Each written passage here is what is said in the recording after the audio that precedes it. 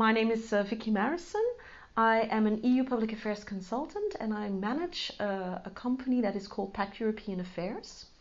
What we do is that we advise our clients and we provide training for our clients about what goes on at European Union level, the decision-making process, the files that are ongoing. So actually, in a nutshell, you could even say that we're lobbyists. And in that context, we have published very recently a book which is called The New Practical Guide to the EU Labyrinth, elaborating on that.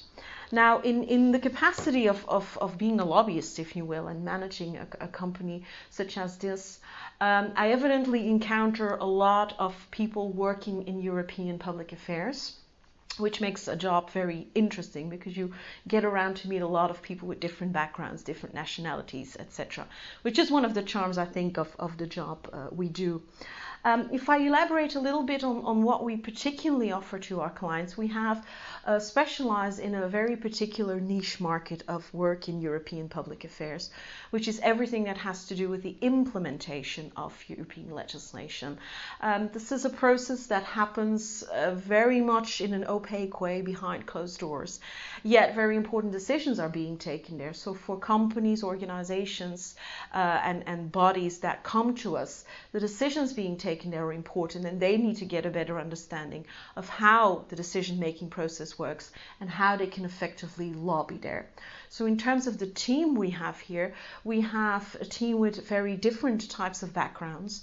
Law background is important because the process is all in all quite a legal process, but also people with economic skills, engineering skills, translating skills are very good and very complementary in terms of European public affairs. We of course have a wide variety of nationalities in our company, because that of course in terms of European public affairs is a very big plus.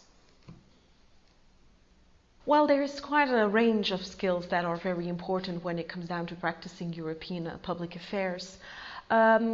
First of all, I would say there is the cultural dimension.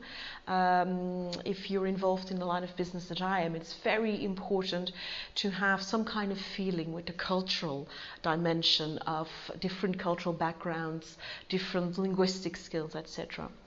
Another important skill, I think, is communication.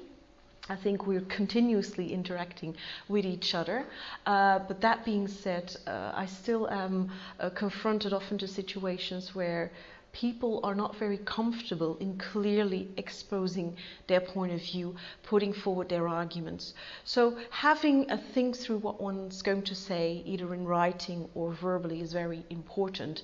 And that's a skill set that some people inherently have within themselves, a natural gift, but other people need to work on that. And there are perfect skills and trainings to do that, to train those types of skills. So that's an important aspect as well.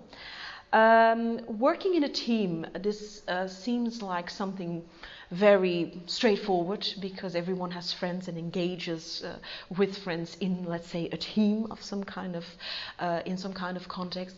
But evidently working in a team in a professional context is slightly different. It is respecting the others, in my position also steering the others forward in a way that they perform well. So working in a team may seem very straightforward and easy, but it is often a skill that people in practice in a professional setting really need to adapt to. I'm also, of course, always struck by the fact that it's important to have some kind of understanding on how a business community works, how a company works. Now, it doesn't mean, of course, having a very in-depth understanding of how the sheets, the balance sheets of a company look like and be able to analyze them. Just understand what drives a company economically, but also socially, operationally, etc. So that is something that I think is to the benefit of everyone in whatever organization, whether that is a company or a private or a non-public body that you work for. It's important to understand the dynamics of interaction within organizations, and particularly companies, and that in my line of business is crucial. Credibility is another one. I always tell the people that I work with that it's incredibly important to be credible. So it also means that when you start off a professional career, you're credible. You say who you are, what you represent, but you don't unnecessarily go boost your skills and buff up your CV in one way or another. And that is something that is very important throughout, basically, your career, but even when you start off. And finally, and that is something that I think is crucial, and you could categorize it as a soft skill, have the spirit, be dynamic in what you do and show it in your job.